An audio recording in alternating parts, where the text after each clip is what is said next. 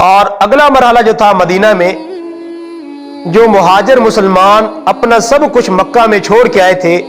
اپنا مال، اپنی جائیداد، اپنی جمع پونجی، سب کچھ دین کی خاطر، اللہ کے اس حکم کی خاطر مدینہ کے اندر چھوڑ کے آئے تھے،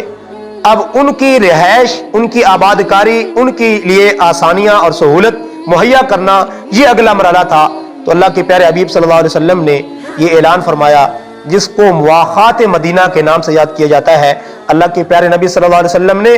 مدینہ اور مکہ سے آنے والے جو مسلمان تھے، مہاجرین اور انصار کو آپس میں بھائی بھائی بنا دیا۔ اللہ کے نبی صلی اللہ علیہ وسلم نے فرمایا کہ دو دو جوڑیاں بنائی اور فرمایا کہ فلاں انصاری اور فلاں مہاجر آپس میں بھائی ہیں۔ یہ تاریخ اسلام میں ایک بہت بڑی قربانی کی داستان ہے کہ آپس میں کوئی رشتہ داری نہیں ہے، آپس میں کوئی حسب نسب کا تعلق نہیں ہے، آپس میں کوئی علاقے کا تعلق نہیں ہے، آپس میں کوئی قوم قبیلے کا تعلق نہیں ہے، تعلق ہے، رشتہ ہے تو صرف ایمان کا رشتہ ہے۔ اس ایمان کے رشتے کی وجہ سے، اس ایمان کے تعلق کی وجہ سے، اس اسلام کے تعلق کی وجہ سے وہ آپس میں بھائی بھائی بن گئے۔ اور مہاجرین کے لیے انصار نے اس قدر وسعت ظرفی کا جو ہے مظاہرہ کیا کہ کہا کہ مہاجر بھائیوں کے لیے اپنی جائیداد آدھی آدھی کر دی۔ جس کے باغ تھے کہا کہ یہ باغ آدھا میرا ہے اور آدھا دوسرے بھائی کا ہے۔ اتنی بڑی اثار، اتنی بڑی قربانی، اتنی بڑی جو ہے اثار کی داستان پوری تاریخ اسلام میں نہیں ملتی جو صحابہ کرام، انصار صحابہ کرام نے اپنے مہاجر بھائیوں کے لیے پیش کی۔ اور قیامت تک آنے والے تمام مسلمانوں کے لیے یہ درس چھوڑا، یہ سبق دیا کہ جتنے بھی مسلمان ہیں وہ آپس میں بھائی بھائی ہیں۔ انما المؤمنون اخوہ، اللہ نے قرآن میں فرمایا کہ جتنے مسلمان ہیں، دنیا کے کسی کونے میں رہنے والے ہوں، دنیا کے کسی شہر میں رہنے والے ہوں، دنیا کے کسی ملک میں رہنے والے ہوں، وہ آپس میں سب کے سب بھائی ہیں۔ اللہ کے نبی صلی اللہ علیہ وسلم نے فرمایا کہ تمام کے تمام مسلمان کا رجل واحد، المؤمنون کا رجل واحد، سارے کے سارے مسلمان ایک آدمی اور ایک جسم کی مانند ہیں، کہ جب انسان کے جسم کی آنکھ دکھتی ہے تو سارا جسم اس درد کو محسوس کرتا ہے، ہاتھ میں تکلیف ہو تو پورا بدن اس درد اور تکلیف کو محسوس کرتا ہے۔ اسی طرح اللہ کے نبی صلی اللہ علیہ وسلم نے فرمایا کہ مسلمان بھی ایک جسم کی مانند ہے، ایک شخص کی مانند ہے۔ دنیا کے کسی کونے میں جب کسی مسلمان کے جسم کو کوئی تکلیف پہنچتی ہے تو وہ پوری امت مسلمہ کی تکلیف ہے۔ تو یہ ہمارے لیے صحابہ کرام کا یہ عمل ہمارے لیے سبق ہے کہ آج دنیا میں کہیں بھی کسی مسلمان پر ظلم کیا جاتا ہے تو اس کے درد کو پوری امت مسلمہ کی یہ ایمانی ذمہ داری ہے، یہ مسلمان ہونے کی حیثیت سے، اہل اسلام ہونے کی حیثیت سے یہ ذمہ داری بنتی ہے کہ دنیا کی آخری کونے پر بسنے والا مسلمان اگر اذیت میں ہے، تکلیف میں ہے، درد میں ہے، دکھ میں ہے، غم میں ہے تو پوری امت مسلمہ کی یہ ایمانی ذمہ داری ہے کہ اس کے درد اور دکھ کو اپنا درد سمجھے۔ آج ہماری بے حسی کا یہ عالم ہے کہ ہمارے پاس رہنے والے، ہمارے آس پاس اٹھنے بیٹھنے والے اگر درد اور تکلیف میں مبتلا ہوتے ہیں تو ہمارے ایمان اس قدر سست ہو چکے ہیں، ان کے درد کو محسوس کرنے کی زحمت نہیں اٹھاتے۔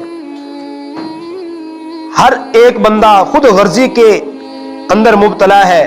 اور کہتا ہے کہ میں اگر ٹھیک ہوں تو بس سب کچھ ٹھیک ہے، باقی جو جس حالت میں ہے بس رہتا رہے۔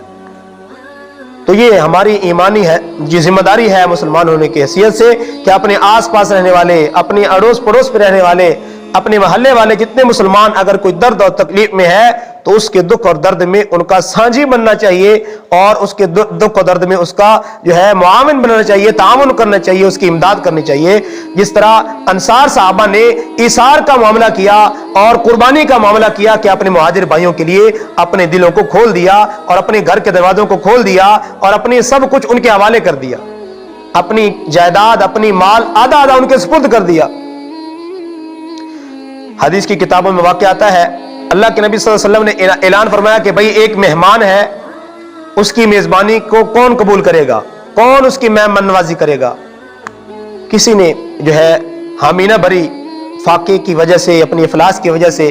ایک صحابی کھڑے ہوئے، کہا یا رسول اللہ اس مہمان کی مہمان نوازی کرنے کے لیے میں تیار ہوں۔ اس کو ساتھ لیا، گھر گئے، بیوی سے پوچھا بھئی کچھ کھانے کے لیے اگر ہے تو لے آؤ، کچھ چھپا کے مت رکھنا۔ بیوی نے کہا کہ خدا کی قسم گھر میں صرف بچوں کے کھانے کے لیے کچھ ہے، اس کے علاوہ کچھ نہیں ہے۔ فرمایا کہ ہم بھی رات بھوک میں گزاریں گے، ہمارے بچے بھی بھوک میں گزاریں گے، ہم اس مہمان کو پہلے کھلائیں گے جو اللہ کے نبی صلی اللہ علیہ وسلم نے ہمارے گھر بھیجا ہے۔ اور اس کی تدبیر یہ سوچی کہ ہم کٹھے بیٹھیں گے دسترخوان پہ، تم چراغ درست کرنے کے بہانے سے چراغ کو بجھا دینا۔ اب مہمان نوازی کا، خدمت کا کس قدر جذبہ ہے۔ جب کوئی کام کرنا چاہتا ہے، نیکی کا کام سر انجام دینا چاہتا ہے، تو اس کے لیے کوئی بھی بہانہ رکاوٹ نہیں بنا کرتا، کوئی بھی بہانہ رکاوٹ نہیں بنا کرتا۔ اس نیکی کو پایا تکمیل تک پہنچانے کے لیے، سر انجام دینے کے لیے، ایک مومن جب نیکی کا شوق اس کے دل میں پیدا ہوتا ہے تو اس نیکی کو پورا کرنے کے لیے وہ 100 طرح کے راستے تلاش کر لیتا ہے۔ جس طرح اس صحابی نے اس مہمان کی مہمان نوازی کے لیے یہ راستہ اور ہیلا دریافت کیا، ہیلا تلاش کیا، بیوی کو کہا کہ چراغ کو درست کرنے کے بہانے سے اس کو بجھا دینا، اور ہم ایسے بیٹھیں گے گویا ہم اس کھانے میں مہمان کے ساتھ شریک ہیں، ہم نہیں کھائیں گے، ہمارا مہمان خوب سیر ہو کے کھا لے گا، ہماری خیر ہے بھوک کی رات گزار لیں۔ تو اس قدر صحابہ کرام رضی اللہ عنہم اجمعین میں ایثار کا، قربانی کا جذبہ تھا، اپنے مسلمان بھائی کی خدمت کا جذبہ تھا۔ تو ہم ان صحابہ کے نام لیوا ہیں، ان صحابہ کا نام لینے والے ہیں، اور ان کی قربانیوں کو داستان سنانے والے ہیں۔ ہمارے لیے ان کی قربانی، ان کا عمل جو ہے قابل تقلید ہے کہ ہم بھی ان کے نقش قدم پر چلتے ہوئے انہی والے کام کریں۔